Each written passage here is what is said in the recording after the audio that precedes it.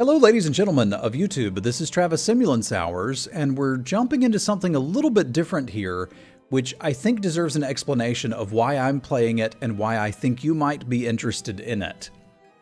To begin with, we're playing a game called Storybook Brawl, which as of 2 weeks ago, I had never heard of. Now, we need a little bit of a stream lesson, but I'll make it quick. I got really burnt out drafting Magic when Eldraine was out with bot drafts. It was incredibly terrible, it was not fun, and I stopped playing Magic for a while. And a genre of games captured my attention at that point, which were auto-battlers. The one I played most was Dota Underlords, which has kind of faded into obscurity, but I also played a lot of Hearthstone's Battlegrounds, and I tried out Teamfight Tactics, although I didn't particularly care for that. This is a game in that genre. So what got me interested in it? Well, I saw LSV and Gabby tweeting about playing it and thought I should check that game out. And I peeked at it on their Twitter page and couldn't really get a lot of details about what it was. It has just gone into open beta like a week and a half ago. So I followed them on Twitter and thought, I'm gonna follow them and go check that out later. Before I could go back and check that out later, I got an email from one of the game's designers in response to me following them, named Matt Nass, who asked if I'd like to stream it, and he'd send me some codes to give away, which we did. And that really piqued my interest. If you don't know who Matt Nass is, he is a very well-known Magic player, famous for coming up with combo decks is where most people will know him from. When I was casting the Fandom Legends tournaments, he was the one that would show up with intricate deck lists, and I'd look at them and not understand how they worked, but he would win with them. The other thing that I watched him play was Dota Underlords, which again I was very into at the time, and Matt about once every 2 days would lock onto a mechanic in the game and say, if they change this mechanic to this mechanic and make an example, he'd say, then the game would be better. And every single time he said it, he was right. So if Matt Nass is designing an auto-battler, I have to try that. And after trying it, I really liked it. I'm not very good at it yet, but I think I'm good enough now that I can do like an introductory battle so that you guys can see them, and I'll try to talk through the strategy as we're going. Yes, it's that Matt Nass, Cousin Stompy. If you have played Hearthstone's Battlegrounds, this will probably look somewhat familiar to you. And again, it's not 100% polished because this is very early beta.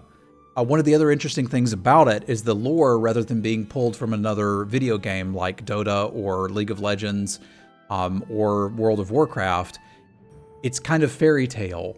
So you'll see us looking, like making decisions about, do we want to go into Prince Tribal? Do we want to go into evil monsters? Which initially I thought was pretty silly, but as I've gotten to play with it, I think it just makes it really approachable. All right, so we've got a choice of 3 heroes here. Wonderwaddle is nice at getting things started and upgrading quickly. Like in other auto-battlers, if you get 3 copies of something, it combines. What's different here is you get an artifact instead of just a better unit. Geppetto could be interesting if we get summoning things going. And I'm not really sure how to use Moret yet.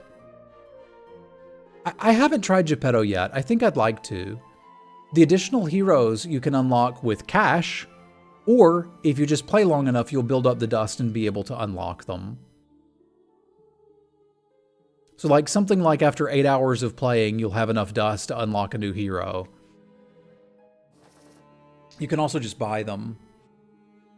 So each shop is going to have characters that you can buy and 1 spell that you could buy. So in this case, I think we want the spell because I don't really care which of these we get. So I think I'm just going to take a random character, see what it is, and play that. So you place your board much like you would in Hearthstone's Battlegrounds. They attack from left to right. The stuff in front will get attacked, the stuff in back will not, until the front line is gone. There's also these slots over here. See where my mouse is? This is where your treasures will go when you get them. So it starts pretty easy, but then you got to make decisions. So we can take a tree to support. Support is a mechanic when they're on the back line, they'll do something to the front line. We could take a baby dragon. There's not much reason to do this. I think I want the support tree. I'm casting the spell anyway because there is a 6 a level 6 unit that cares about how many spells you've cast during the game. I don't think I would want to go into Tree Tribal with Geppetto, but this is a pretty good starter board. So this tree has support 3 health, and any units that are in front of it will get that plus 3 health and begin to kind of scale from there. Would we want to lock that one? I may have wanted to. Sorry, I'm not used to trying to explain the strategy in depth while we're doing it. But it was cheap units. Maybe I should have. All right, so we can buy 2 things here. We still don't really have anything that works with the summoning mechanic for Geppetto. I think I just want 2 high power units and play them and see where we go. Like, we don't need to really worry about tribal synergies or anything yet. And I don't think we need Forbidden Fruit, because I can't do anything with the extra gold. That could have gotten us a bigger board faster, though, Dipmo. I think it would have been a good lock. Much like in other auto battlers, you can lock the shop if you want to keep it. You can re-roll the shop if you're looking for specific synergies. From what I've found in the limited time that I've played, which I'm probably about 10 hours in, just getting the board full of units first is the best thing to do. See you later, Humpty Dumpty.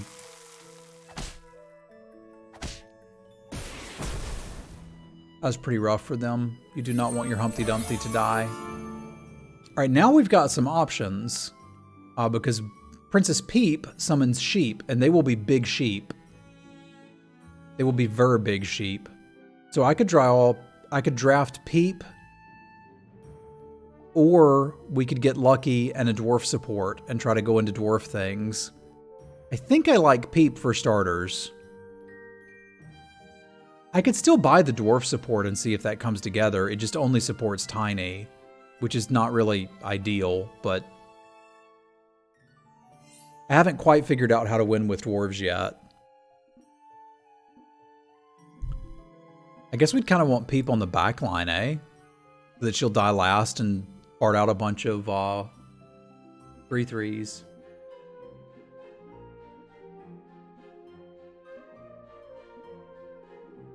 Your gold does not carry over, although there are some artifacts that let your gold carry over.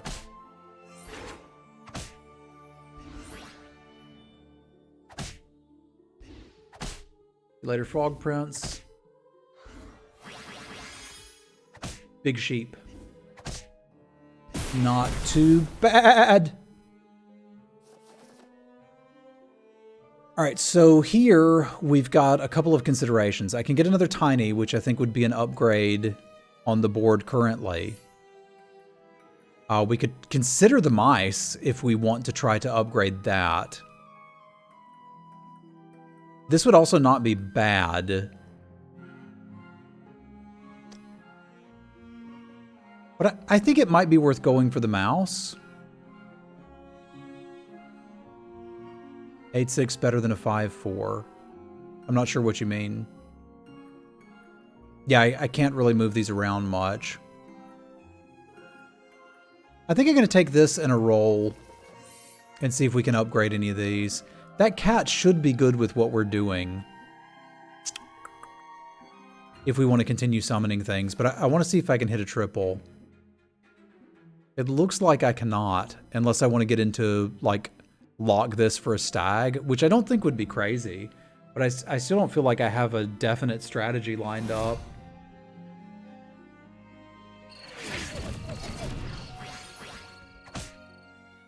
That was not a wonderful start for us. That isn't the animal that makes me want to go into animals.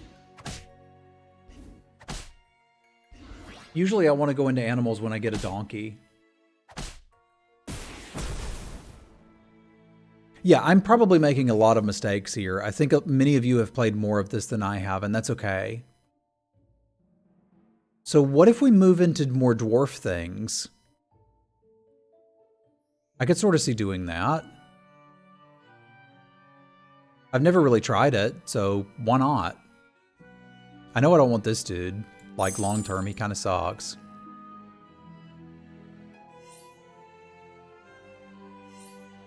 And I guess I can still have that just to sort of hold.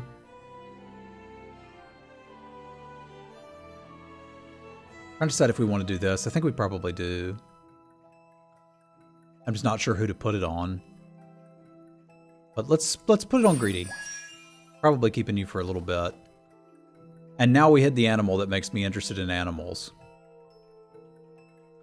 So do we lock up on that and try to shift entirely into animals next turn?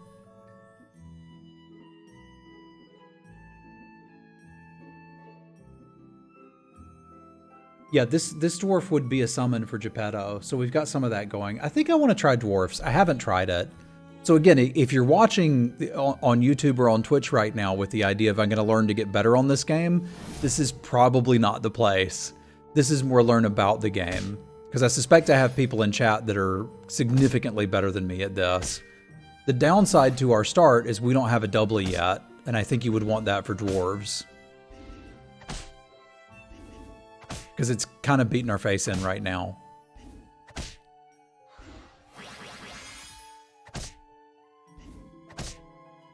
We're not taking that much damage though. But there is somebody else in dwarves, and their version looks pretty good. Get a random dwarf, then give your dwarfs +1/+1 permanently. That seems good. Ooh, a doubly. I wanted that. All right, cool. Everything is fine now. We go in dwarves. I don't think we're going Princess Peep. I think she's just filler. I think I'm ready to be a dwarf. And we can upgrade our mice and get a treasure. Characters in your front row have attack. Level 2 and 3 characters in your shop are upgraded. I mean, that's pretty nice too, right? Because that means if I bump into any Fanny or doubly, they're just auto upgraded. And I probably need this bossy too, so I think that's worth a lock.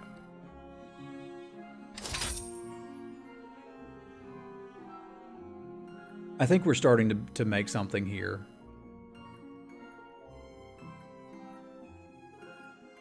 Putting the guy that summons on the far left on death is bad? Why?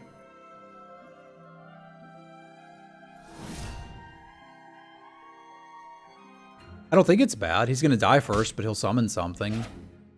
He only summons one friendo. Yeah, I can.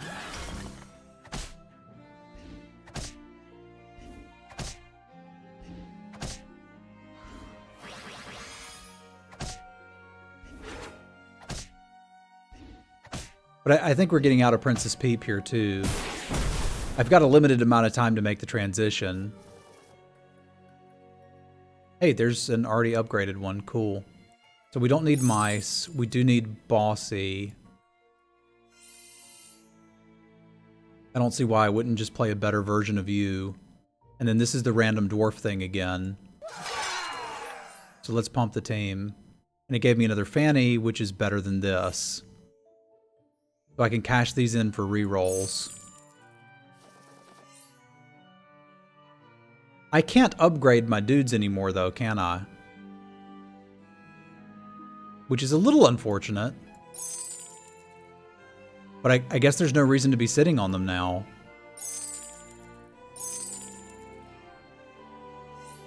Like a 12-6 is better than an 8-5. And are we just done with you? No, that's an 8-8. That's still better. I can still upgrade 4 pluses. Yeah, I can upgrade the big ones, just not the little ones, which is fine.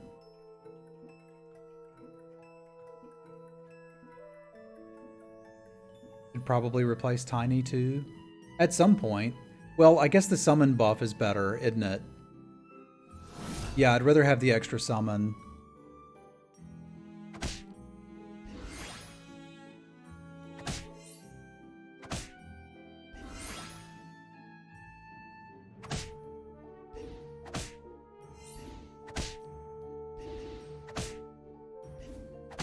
Yeah, now we're stable.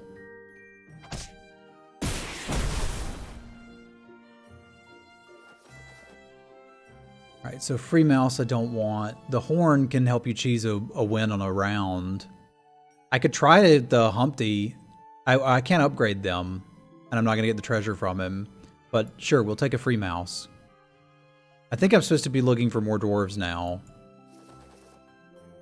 The horn might get Geppetto buffs. That's interesting too. But I think we're on the dwarf plan now. There's an upgraded Lucky. The problem is he's not as upgraded as the one we already have. That's really good for this dude. Yeah, I don't think a 6/6 is better than a 4/4, but he's getting that because of this. This is just, again, an upgrade. Our Lucky is getting buffs. True. But on his own, he's a 6/6, so this just doesn't do anything, right? I don't think this changes anything. But here, I'll show you. It's the same thing. I think this board still looks okay. And I'll hold this stuff to sell. I don't need Tiny anymore.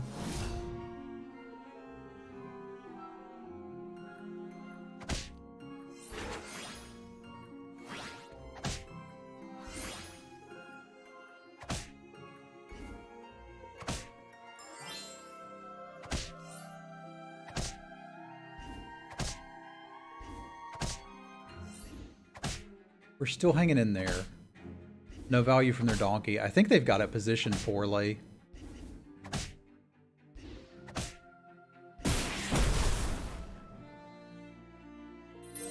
Yeah, we do need some stuff like that, so let's find them.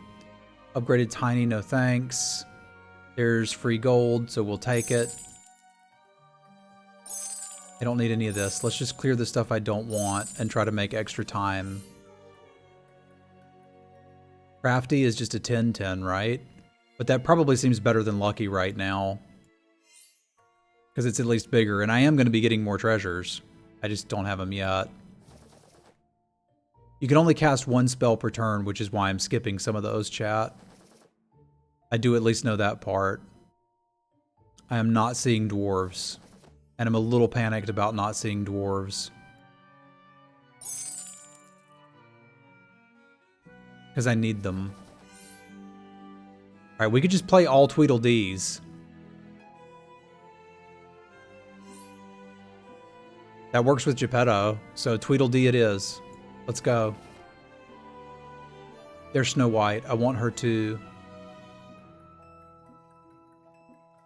Ah! I'm running out of time. I want that spell. Frack! So close.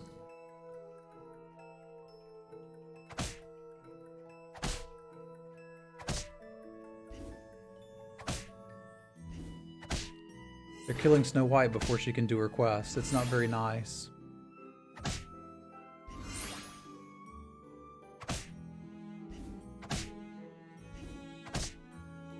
It's working, and we're hashtag not last, so I'll take it. That was a really good spell. I meant to try to grab it there, but then I didn't. And I'm bad, and I feel bad. Yeah, because I just want to hit that.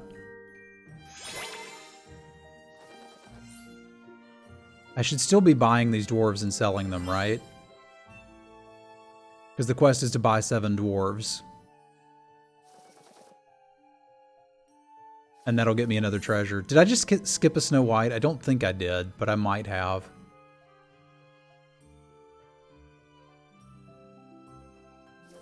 There was also a Fanny I skipped. I'm going too fast now. I'm panicking. Okay, this is what we need, right?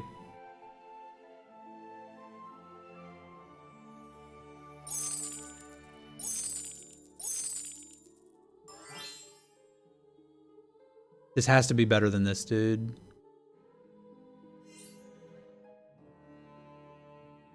This one better than that one? No, they're the same card. Okay, I'm making some mistakes. It's going to be okay. I believe.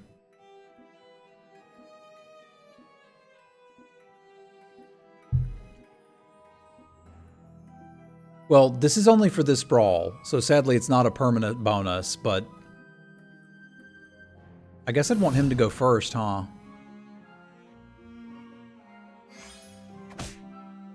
Although not if he's not going to survive damage.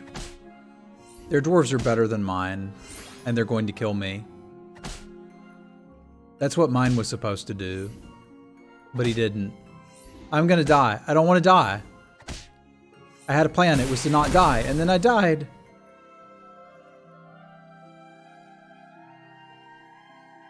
But we'll take it. The goal of this was to explain the game, right? Which I believe that we have done. So YouTubers, that is the explanation of the board and how it works. Stay tuned and let me know in the comments if you'd like to see more content from this game on YouTube, because I'm very happy to record it. I just got a lot to learn. Chat, say goodbye to YouTube.